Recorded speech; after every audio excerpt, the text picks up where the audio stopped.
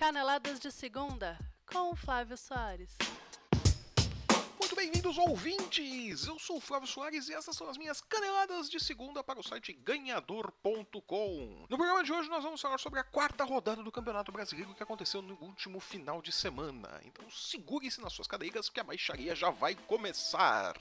Ainda tá muito cedo para falar em verdades absolutas dentro do campeonato. É só a quarta rodada, ainda tem muito campeonato pela frente, ainda tem muita coisa para acontecer. Mas já dá para vermos algumas coisinhas que estão acontecendo nesse campeonato. A primeira delas e a que mais chama a atenção é a Chapecoense na liderança do campeonato. Quer dizer, quem poderia imaginar que a Chapecoense poderia ser líder do Campeonato Brasileiro na quarta rodada? Nem o site oficial da Chape ia acreditar num negócio desse, nem eles iam colocar isso, né? Mas a verdade é essa. Quer dizer alguma coisa? Não, não quer dizer muita coisa, porque se nós lembrarmos, no ano passado, a essa altura do campeonato, o Inter estava lá no topo da tabela também disputando liderança e aconteceu o que aconteceu. Mas por outro lado, é inegável dizer que a Chape vem jogando direitinho, vem fazendo seus resultados, vem lá conseguindo seus pontinhos, tá indo bem, tá jogando de igual para times grandes, para um time que aconteceu o que aconteceu no final do ano passado, foi reconstruído do modo como foi reconstruído, e os resultados que está acontecendo, que está conseguindo, né, acontecendo não, os resultados que tem conseguido recentemente, a Chape é um fenômeno, né, é o meu segundo time do coração, com certeza, eu acho que é o segundo time do coração de todo mundo, então espero que a Chape fique bastante tempo na liderança, não acredito que ela vai ganhar o campeonato, mas é legal ver a Chapecoense na liderança, ao lado do, quem diria, o Corinthians, o time pragmático de Fábio Carille, que não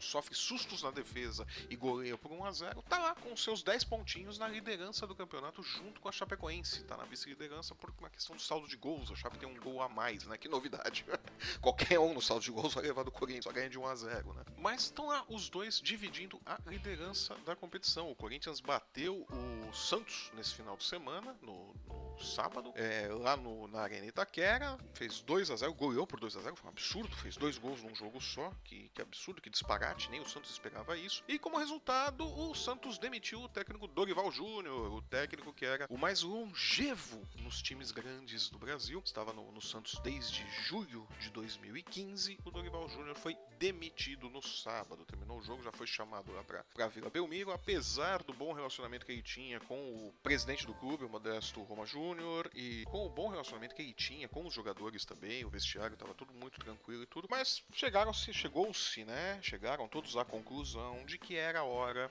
de trocar o comando técnico do time, de tentar alguma coisa. O que eles não estavam tão errados assim, porque apesar de fazer um bom trabalho, o Dorival Júnior ser um bom técnico e tudo mais, esse time do Santos, na mão dele, não estava rendendo mais o que pode render. É um time bom, pode render mais do que está rendendo, e a posição dele na tabela não reflete a qualidade desse time. Assim como não reflete a qualidade de Palmeiras e Atlético Mineiro, que até o começo do campeonato eram tidos como os favoritos incontestáveis e estão numa tiriça desgraçada. Nenhum dos dois times embala no campeonato, né? Agora no final de semana, no domingo, fizeram um jogo chato, um 0-0 ali no Allianz Parque, foi um joguinho chato, morrinha, com pouco lance de emoção. O William perdeu um pênalti, o Atlético não acertava o gol do Fernando Praz, né? Começou a acertar o alvo quando entraram Valdívia e Michael Suel, onde o Atlético deu uma melhorada ali, o Atlético bagunçado.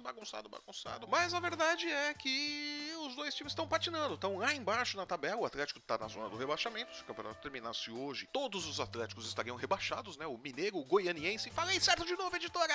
E o Atlético Paranaense, né? Todos eles estariam rebaixados. Teríamos um campeonato brasileiro em 2018 sem Atléticos. Olha aí que coisa triste, né? Mas triste mesmo é o futebol que os dois times estão jogando. O elenco que tem, pra estrutura que tem, tanto Palmeiras quanto o Atlético Mineiro, não fazem um bom campeonato brasileiro. Claro, ainda estamos na quarta rodada, ainda tem muito campeonato pela frente, muita coisa pode acontecer. É óbvio que esses times têm condições de subirem na tabela, de irem lá brigar pelo topo, mas a verdade é que, neste momento, eles estão 6 pontos atrás, 6 e 7 pontos, né? O Atlético está 7 pontos atrás da Chapecoense e do Corinthians, e o Palmeiras está 6 pontos atrás dos dois. E o Palmeiras já perdeu o confronto direto, já perdeu uma do confronto direto contra a Chapecoense, quer dizer, o Palmeiras já perdeu para a Chapecoense, então já não tem essa coisa do confronto direto, só tem confronto direto agora no segundo turno, né? Se continuar a Chape ali no topo da tabela, o Palmeiras, mesmo que vença o jogo de volta, ainda fica 3 pontos atrás, se nós levarmos a questão do confronto direto, né? E mesmo que vençam o confronto direto, ainda tem que torcer por mais um tropeço dos líderes para poder se aproximarem da pontuação deles. Quer dizer, 6 pontos pontos, 7 pontos é bastante coisa pra tirar. Mesmo o campeonato estando no começo, claro que dá pra tirar essa diferença. É óbvio que Chapecoense e Corinthians vão tropeçar, todo time tropeça, mas é uma diferença grande já pra 4 rodadas. Então, Palmeiras e Atlético não vem bem. O empate no final de semana não foi bom pra nenhum dos dois, foi pior pro Atlético, que foi parar lá na zona do rebaixamento, né? Mas foi ruim pro Palmeiras também, né? Os mais ligados em estatísticas podem falar: mas é a 25ª partida do Palmeiras sem derrota no Allianz Parque.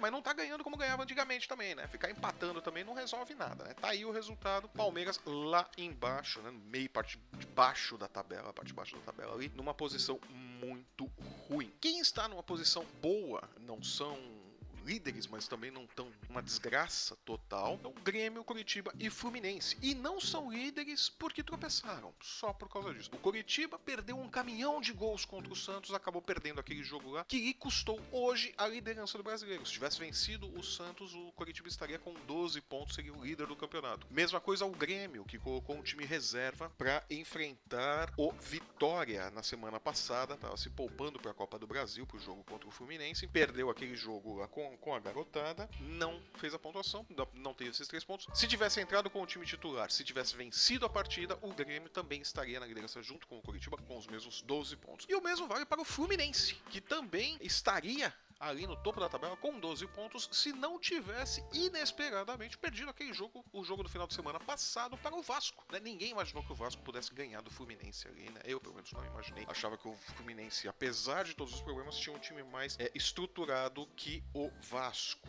né? Que está sendo surpreendente. O Vasco tem jogado muito bem, principalmente em casa. Os 2 jogos que fez em casa em São Januário fez muito bem. Vai ser uma parada dura para o Corinthians na próxima quarta-feira. O Corinthians vai até São Januário e vai defender a liderança ali contra o Vasco, que joga muito bem em casa. Em seguida temos ali a Ponte Preta, o Botafogo e o Cruzeiro, que estão no bloco dos 7 pontos, né? São os times que não estão longe dos líderes, estão se aproximando ali, vão na perseguição dos 2 líderes. São times que vão jogando um futebol redondinho, pelo menos a Ponte Preta. A Ponte Preta que tem jogado muito bem o campeonato, tem conquistado pontos importantes, não tem perdido tantos pontos fora de casa, né? Aquele empate contra o Atlético foi providencial e segue ali nesse bloco dos 7 pontos. O Cruzeiro não tá jogando bem, o Cruzeiro jogou mal de novo no campeonato, né? Mano Menezes vaiado, o time todo vaiado lá em Minas, perdeu de 2-0 pra Chapecoense, que jogou muito, diga-se de passagem, mas segue contestado. O Botafogo fez um joguinho morrinha com o Flamengo, ficou com aquela coisa do 0-0, não foi bom pra nenhum dos dois. O Botafogo tá melhor, que tá lá no bloco dos 7 pontos, e o Flamengo segue invicto no campeonato. Beleza, tá invicto, mas tem 50% de aproveitamento, né? Quer dizer, não resolve nada, né? Assim como não resolve nada para o São Paulo, que também tá nesse bloco dos 50% de aproveitamento, tá? Perdeu pra Ponte Preta no domingo, né? O São Paulo que começou bem o jogo parecia bem movimentado, tanto o São Paulo quanto a Ponte pareciam estar dispostos a jogar, foram buscar o jogo, mas de repente virou aquela coisa de perde e ganha no meio campo, aquele jogo morrinho, aquele saco, até que no segundo tempo o Gilson Coelho mexeu na ponte, colocou o Sheik ali, desfez a bobagem que ele fez de colocar o Nino Paraíba como ponta direita, voltou ele pra lateral, que é onde ele rende bem, é onde ele joga bem, e deu certo, saiu uma jogada ali, Nino, Emerson, Sheik, conclusão do Luca, que é um dos artilheiros do campeonato. O Corinthians deve estar se arrependendo amargamente de ter deixado ele emprestado com a Ponte Preta, mas tá lá, o resultado é que a Ponte venceu o São Paulo tomou o gol, se desmontou em campo, se desfez assim como açúcar, né?